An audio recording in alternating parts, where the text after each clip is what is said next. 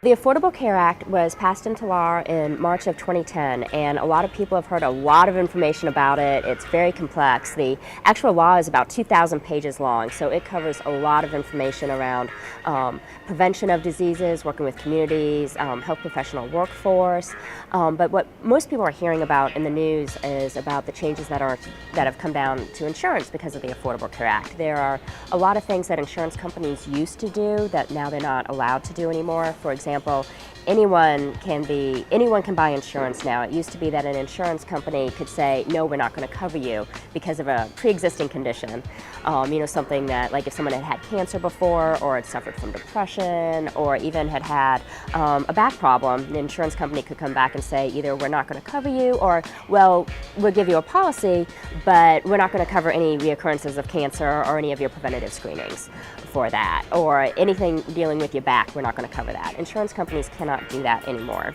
Also, there are a lot of services now, preventative services, so the things that people need to do and want to do so that they can stay healthy and not get sicker later, like vaccinations for children, those are covered because of the law. Also, that people can have different tests that they need. For example, cancer screenings, like we just talked about, those are covered, and some other just well visits for grown-ups and for children to be covered, for insurance companies to cover that.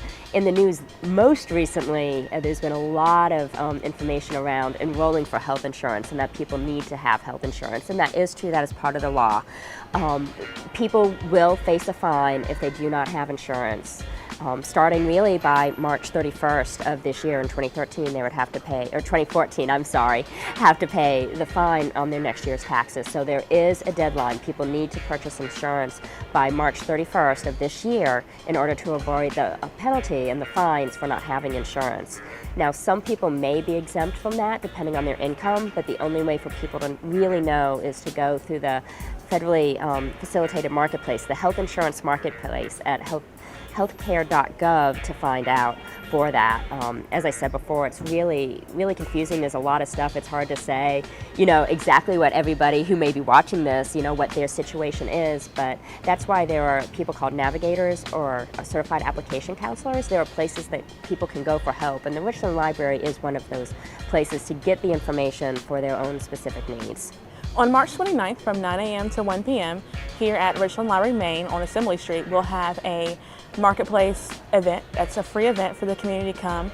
We'll have information sessions to talk about what the Affordable Care Act is, what it means to you, how it can benefit you, or how it may change and impact your families.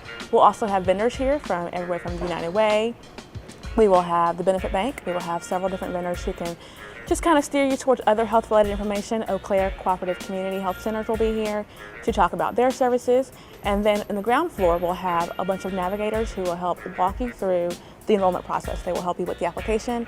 They will help you see what kind of federal assistance you may qualify for to pay for your application, and then we'll have a computer lab. So if a person wants to walk through it themselves and then maybe ask questions if they need to get help, then we'll have that available for them as well. The Richland Library serves to serve the community and provide information that people need. So this is something, the law coming down is something that affects the community and everyone living in the area. So the Richland Library felt it was important to have this information about what the law is and be able to help people connect with the resources they need to be able to understand it.